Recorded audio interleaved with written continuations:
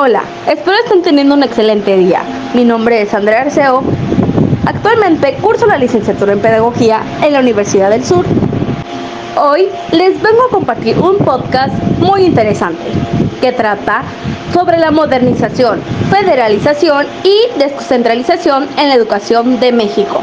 Si bien recordamos que a partir de 1988 la discusión de las políticas públicas, especialmente de la política educativa y la modernización.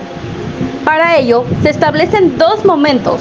Primero, se reconstruye el contexto en el que emergen los discursos en torno a la política educativa y la modernización.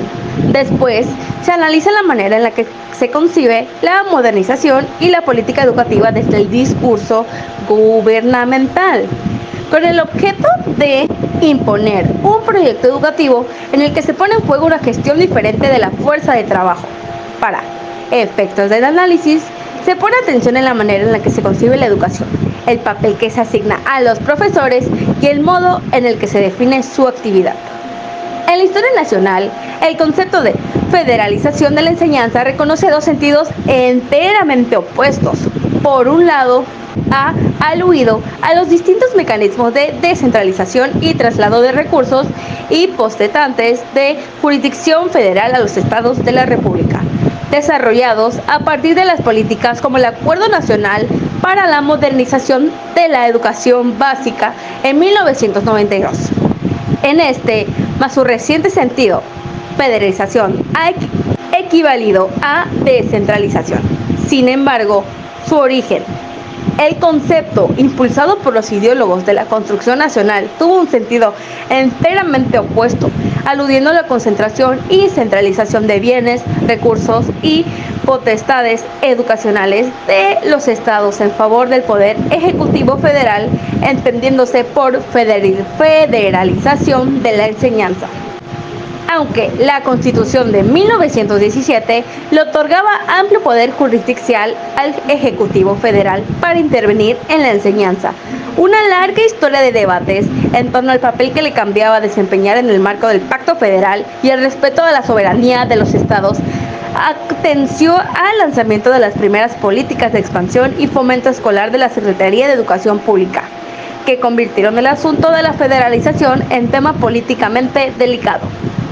Recordemos que a partir de 1981 se inició en México un proceso de descentralización educativa que culminó en 1992 con la firma del Acuerdo Nacional para la Modernización de la Educación Básica y Normal.